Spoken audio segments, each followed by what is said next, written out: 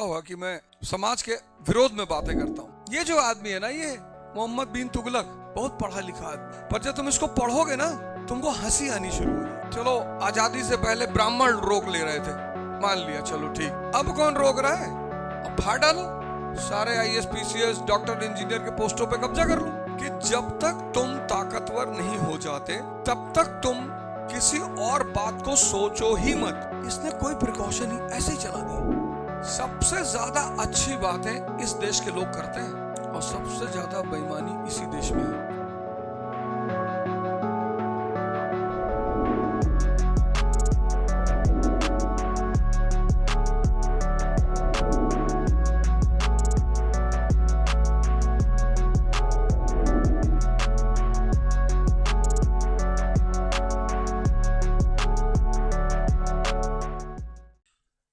अच्छा, तुम लोगों को लगता है ना कि कुछ लोगों को लगता होगा कि मैं समाज के विरोध में बातें करता हूं ना। तुम शायद सोचते नहीं मैं क्या कह रहा हूं। मैं बस एक बात कह रहा हूं कि जब तक तुम ताकतवर नहीं हो जाते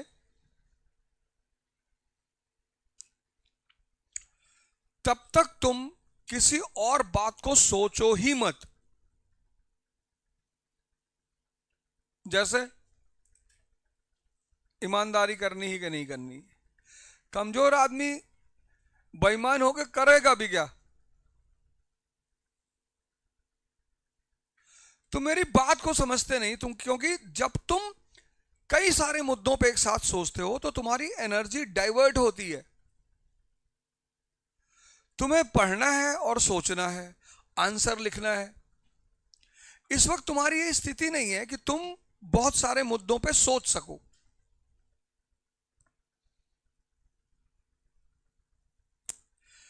जो आदमी कमजोर है ना,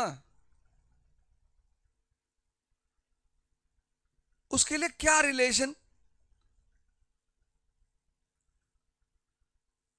तुम्हारे अगर कोई बड़े रिश्तेदार हो 1,000 करोड़ के, तो तुम देखो उनके घर सारे रिश्तेदार खुद ब खुद पहुंचते हैं, सारे काम खुद ब खुद करते हैं। उसे कहने की जरूरत ही नहीं, क्योंकि उनको उसके गुड बुक्स में आना है।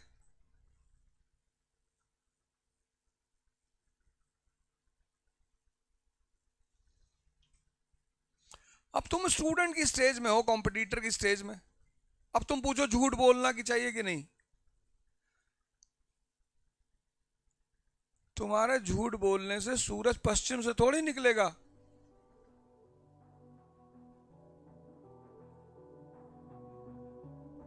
सर, गर्लफ्रेंड होनी चाहिए कि नहीं? अगर हो गई होगी तो तुमसे नोट्स ही बनवा रही होगी, कोई काम ले रही होगी तुमसे।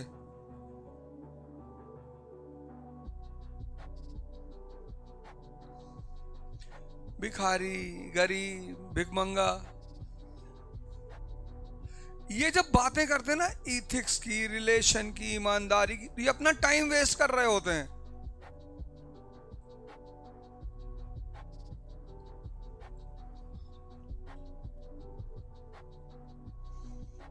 तो जिसको भगवान ने समझ दे दी, समझ, उसको दुनिया दिखाई पड़ने लगती है। वो कहीं पढ़ता नहीं, उसको चीजें दिखाई पड़ने लगती हैं। कोई डॉक्टर अंबेडकर के समय कोई रिजर्वेशन तो था नहीं, वो आदमी विदाउट रिजर्वेशन इतना महान बन गया। और आज रिजर्वेशन है, 500 तरह की सुविधाएं हैं।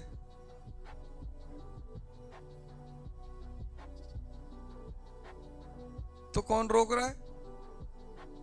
अब कौन रोक रहा है? चलो, आजादी से पहले ब्राह्मण रोक ले रहे थे, मान लिया, चलो ठीक, चलो एक एक्सेप्ट कर लिया।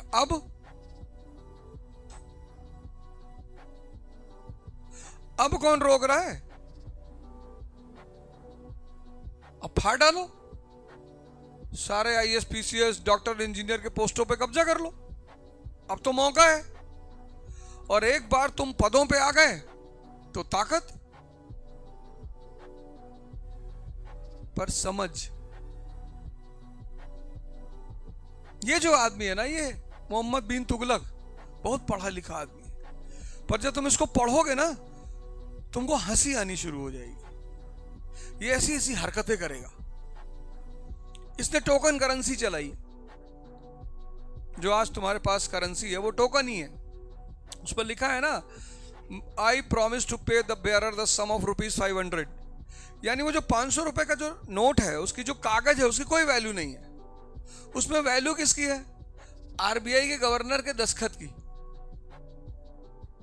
ठीक, अगर वो आरबीआई के गवर्नर का दस्तखत हट जाए तो उस कागज की कोई वैल्यू ही नहीं। ऐसे इसने टोकन करेंसी चलाई। Bronze coins, bronze equivalent to silver coins, उनकी वैल्यू जो होगी वो सिल्वर कॉइंस के इक्विवेलेंट होगी। अब करेंसी को लेकर कितना प्रिकॉशन रखना चाहिए। तुम देखो, तुम किसी को 500 का नोट दे दो, वो तुरंत चेक करता है असली है कि नहीं। इसने कोई प्रिकॉशन ही ऐसे ही चला दिया। करेंसी विदाउट प्रिकॉशन, वो भी हिंदुस्तान में।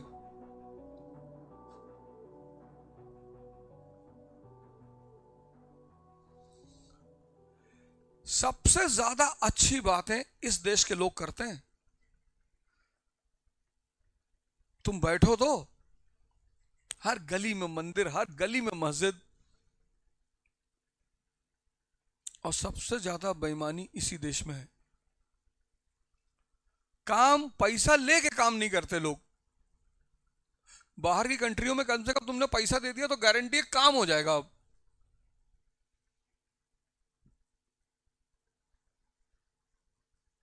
फाइल नहीं आई, ऐसा नहीं है, बाबू नहीं मिला, 4 दिन बाद आना। यहां काम भी हो, पैसा भी दो, और मारने की स्थिति में हो तो तुम्हारा काम तुरंत हो जाएगा। मतलब 2 क्वालिटीज तुम्हारे पास हैं तब हो जाएगा। मगर सामने लोग लग गया कि अगर काम नहीं किया इसका तो कहीं 4-5 गोली पैर में लग जाएगी। इसने बिना प्रिकॉशन के करेंसी निकाल दी, वो भी ब्रॉन्ज। हर घर में छपाई होने लगी, हर घर में करेंसी बनने लगी। तो करेंसी बना बना के लैपटॉप खरीद लिए तुरंत, बिटिया की शादी कर लिए। इन्फ्लेशन हो गया, पैरेलल इकोनॉमी पैदा हो गई, बहुत पैसा आ गया बाजार में। जब इन्फ्लेशन हो गया, अब सुनना इसने क्या किया, मजेदार एक ही घटना सुनाऊंगा। जब इन्फ्लेशन हो गया, इसने क्या किया, ऑर्डर दिया कि एंड, टोकन करेंसी खत्म। चलो अच्छी बात है, खत्म। इसने लोगों से अपील की कि जिनके जिनके पास टोकन करेंसी है वो हमें दे जाओ, और तिजोरी से असली सिल्वर के सिक्के ले जाओ। जिन्होंने अभी तक नहीं बनाया था,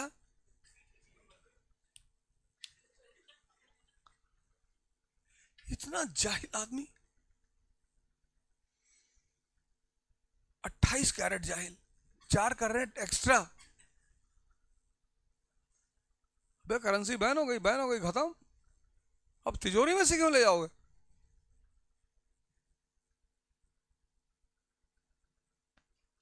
इसको पूना बहुत पसंद था, ये इलाका, यहां का क्लाइमेट, दौलताबाद। भाई आज मुझे दिल्ली जाना है पर मेरा मन नहीं जाने का। पर मन नहीं होने से क्या होता है, जाना है मतलब जाना है, काम करना है। वहां की गर्मी बड़ी खतरनाक है, यहां है ही नहीं, ना एसी चल रहा है ना पंखा चल रहा है। तो इसने कहा राजधानी बदल, capital of transfer of capital, Daulatabad capital लिया है। लोगों ने समझाया कि साहब यहां कोई खतरा नहीं, दोनों तरफ समंदर है सर, बाहर से कोई आ ही नहीं सकता। खतरा है नॉर्थ वेस्ट, उधर से। जब भी भारत में लोग घुसे हैं नॉर्थ वेस्ट की तरफ से, अफगानिस्तान की तरफ से घुसे हैं। हमारा दिल्ली में रहना जरूरी है सर। इसने कहा फांसी चढ़ा दो इनको, हमें राज रहोगे। दौलताबाद आया राजधानी में, यहां आया तब इसको पता चला कि यार बॉस गड़बड़ हो गई यार, यहां से तो हिंदुस्तान चलाया ही नहीं जा सकता। भाग गया वापस दिल्ली। अरबों रुपए इसने प्रोजेक्ट पे खर्चा किए। मैं वापस चला गया। एक दिन रात में उठा, घोड़ा उड़ाया, निकल लिया, है ही नहीं।